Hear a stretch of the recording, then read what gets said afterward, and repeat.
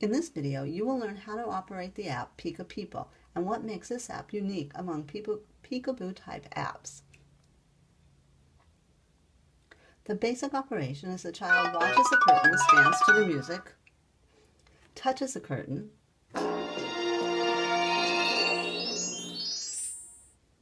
construction worker. I like to build houses. And when the curtain opens, it reveals a community character. One unique feature is that the child hears the name of the character along with the phrase the character has for the child. The phrases have been chosen for very young children, things that they can relate to. And to close the character, just touch on it, and you're back to the stage, which then does different little things to attract the child's attention. And once again, if the child wants to open it, they just touch it, and you get another community character. Doctor. How do you feel today? The app comes preloaded with 10 community characters. Hi, I'm Cristi Saylor, founder of Cristi's Apps, and I'm often asked what makes this app so special. The main feature that makes this app so special is the ability to add in as many pictures of people in the child's own life as you want, thereby customizing the app for each child. And a second specialized feature is the ability to put these photographs into playlists. This feature lets you create categories of people in the child's life, and it lets you create customized playlists for different children. So let's see how to customize it. We touch the gear up at the top, it moves down. We start at the little ball, follow the arrow until it turns green, and now we can see the 10 community characters that came with the app. So let's add a new one. Here it asks us to add a photo of a person.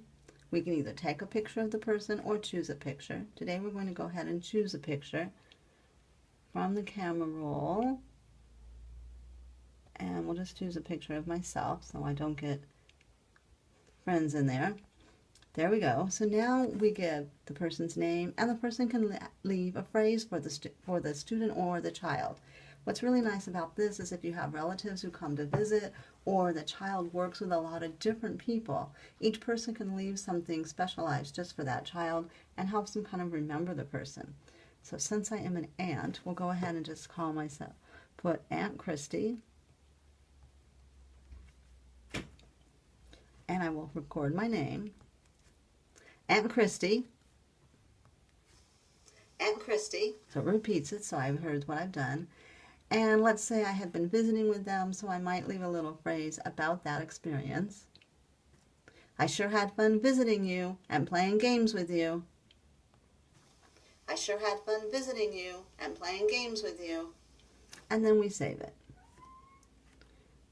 And I already have done this in a demo with my name, so it told me that I can't have that name. So I go in there and just add a 2 next to it, and I can save it. So now when I scroll down, I see where I had done it once before and my second one. So let's go ahead and do a playlist. So again, we have a default. I've done a test, and we did one for an imaginary person named Bill. So let's go ahead and do the imaginary person named Bill and see what's on his list. Teacher, Aunt Cristi, garbage collectors, and so forth. So we can rearrange his list, and by pulling down, and all you do is touch this one button on to the right, and then we just pull down one of the names. So now we've ended up with this, or this list in this sequence. If we want, we can randomize a list by touching this button. That way the child cannot predict who's going to come up next. So we can hit save. If we want to do a new list, we hit new. We give another child's name. So let's do Sam. And we save. And now it asks us, who do we want to put in Sam's list? We might want to put the construction worker, the farmer, the garbage collector, and so on. And again, now we have another one. So we can choose which list am I going to play today. Well, if I'm working with Sam today, I'm just going to use his list. And that's all there is to the administrative section. So we just keep hitting back until we get back to the stage, which then continues to dance and do things to entice the child's interest. So I'm going to go ahead and just touch it again.